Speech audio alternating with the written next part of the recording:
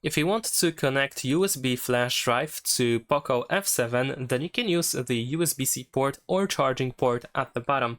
If your USB device looks more or less like this, you have USB-A flash drive, then you might need to use an adapter that looks, for example, like this. This is USB-A into USB-C adapter. They are really easy to find on Amazon and some other similar websites, and fairly cheap as well.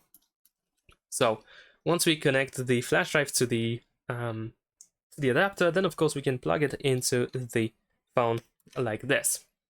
After that, you should see a notification, and you can technically just press explore or tap on the notification in order to proceed, but you can also go, for example, to the Files app. We have the Files app by Google, and we have the File Manager. In both cases, you can find the flash drive storage. It doesn't really matter which one you choose, so you can choose one or the other, and that's pretty much it.